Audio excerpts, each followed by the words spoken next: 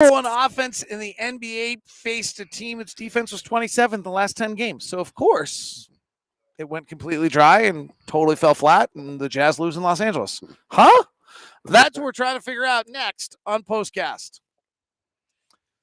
David Locke and Ron Boone with you after the Utah Jazz fall to the Los Angeles Lakers as the Jazz offense, which has been their kind of calling card all season, the number one offense in the NBA, went up against a Laker team that had lost 3 in a row. They had been blitzed in 3 in a row, allowing 60% effective field goal percentage in each of those games.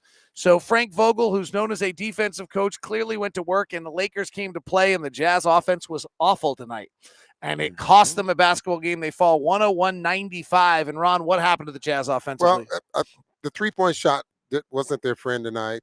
We had, out of the 4 guys that usually shoot pretty well in Boyan and Donovan Mitchell, you got Rudy Gay and Jordan Clarkson. For the ball game, David 1 for 26. That never happens. I'm not sure that it was the Lakers defense that caused them to miss some of those shots, but the Lakers did extend their defense and played the switching game out on the perimeter, and I thought caused the Jazz to play a lot of ball game, play the ball game more in the short clock. So, Ron, third quarter were really, really good. What did we do in the third quarter? I thought we ran. I thought we you notice we came up with some steals. They had a few breaks because there was a number of times where the ball just ends up in their hands off of a loose ball. They were hustling for that, and then get some layups, and all of a sudden the Jazz are up 10, 12 points because of something like that. But that's usually when the momentum starts, and you just carry on from there. But that didn't happen in the fourth quarter. Lakers got physical. They got into the ball handlers. They put us – I felt like they really got us on our heels in the first half of the game. Do you put this one out to just kind of a weird anomaly where Boyan goes 0 for 4 and Donovan goes 0 for 8 and Jordan goes 0 for 6 and Rudy Gay goes 1 of 8, and you say, well, it's just an anomaly, guys miss shots? Or do you say, wait a sec, they got us on our heels, broke our rhythm, the shots didn't come in the new normal fashion, and that's why you didn't shoot well? I don't think they ever broke our rhythm. I don't think the Jazz ever had a rhythm in that ball game. And maybe that third quarter, you can say they developed some kind of rhythm.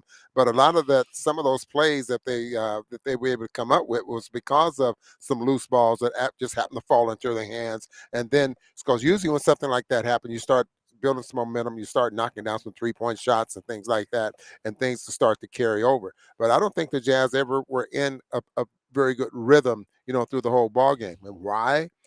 Maybe it's the perimeter defense that kept the Jazz in a half-court offense. Now, the Jazz actually had a pretty good defensive night. I mean, what's interesting about this game is it felt like the Lakers should be up about 18 in the first half, and the Jazz kind of kept it close, and the Jazz took the lead in the third quarter. You're like, okay, well, we got this. The Lakers should have knocked us out in the first half, and they didn't. And so we should have been able to get that, and then they didn't get – and then they were up 8 early in the fourth quarter and then kind of collapsed after that. So that seems surprising to me that took place in the fourth quarter. And it wasn't LeBron, it was Stanley Johnson of all people. Yeah. Up by 6. Down by 6 rather, going into the second half.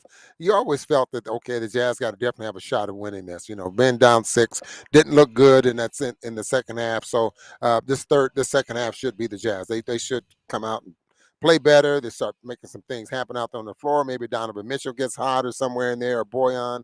It just never happened.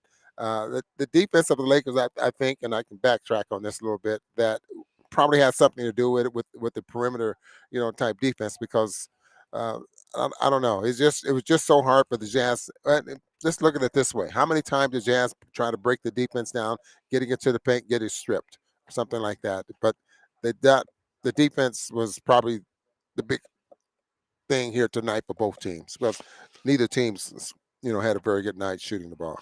It was interesting. Quinn really kind of changed up his rotation pad. The game swung a little bit in my mind when Rudy Gobert kind of had we usually bridge those minutes. We had the lead. We went to the late third with our Conley, Ingles, Clarkson, Rudy Gay, Rudy Gobert lineup, and we didn't stretch the lead.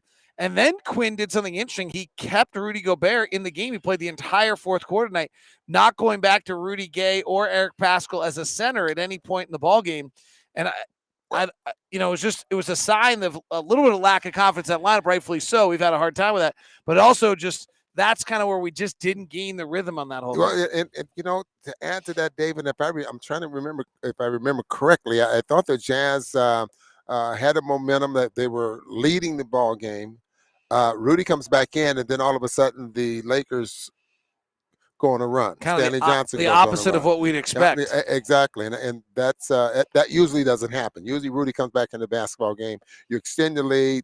The defense picks up, but this time I think when Rudy came back in the ball game, that's when the Lakers went on. Gobert came in with 48 seconds left in the third. We didn't get and we were up 10, 78-68 when he comes in. He never checks out of the game. He plays the final 13 minutes of this game, which is a little unusual for him, but that's where we fall apart. So we're up 10 when he comes back in. We lose by 6. That's a minus 16 stretch for Rudy Gobert.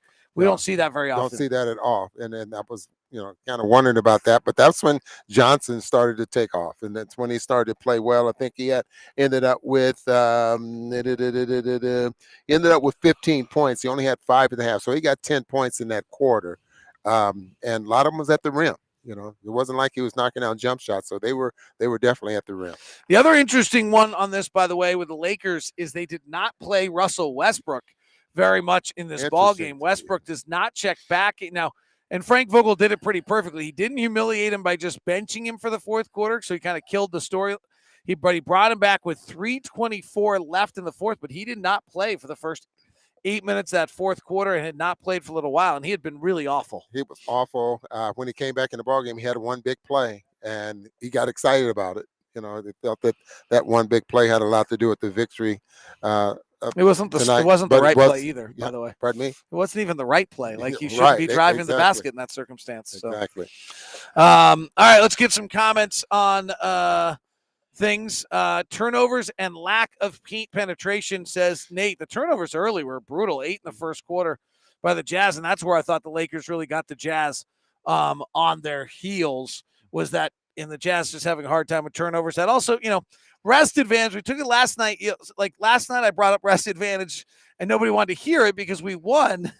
But 65% of the teams with rest advantage are winning right now in the NBA. It's the highest number we've had in years. Something's going on with that. It matters in some capacity. And maybe it's the league's closer together than it's ever been before. So if you have rest advantage, it's a bigger deal. That's my guess on why. And so we're on the wrong side of rest advantage tonight, and we lose. Well, the Jazz have had 3 days off before they play Denver. Then you travel to, and Denver's on a back-to-back. On a back-to-back, but then you travel to Los Angeles, a late game, and and you also gain an hour time. So I really can't say if they were tired. I wouldn't think that they were that tired. No. Well, it's interesting to me. The only thing I think is interesting, and I hope this is not the case, I thought Donovan and Jordan busted their butt last night defensively in a way that we don't always see, a little bit in reaction to everything that's going on. And then tonight, all of a sudden, neither of them have their legs on their shots. And we'd hate to have them suddenly think if they play defense that they actually can't play offense. That would not be great. If you don't have your legs in your shot, you're going to have a bad night. Del Toledo, the flamethrower, they're a mentally weak team. And when things go bad, they don't run their offense. Instead, they take bad shots, and they have no leader whatsoever. That's just, he didn't leave anything out. Ooh. Del just brings the fire. Yeah. Jeremy's bringing the fire. Same old story. Turnovers, live and die by the 3, and terrible defense by our guards. Alex says the long 3 by Donovan attempted were just annoying.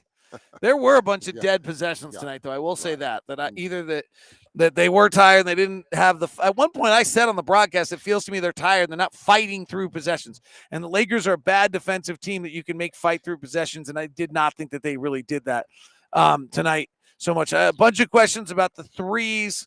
And frankly, our twos were just equally as bad for most of the night. So on that. Tyson saying that Quinn's stubbornness to change his minutes or subs lose us games, except for the fact he did change his minutes and his subs tonight, so that one probably doesn't hold a lot of water. And then we'll leave you with Lacey's little dagger. Our shooting was as cold as Russell Westbrook's. Nice. All right, at least we get a cheap shot out before the night's over. Jazz lose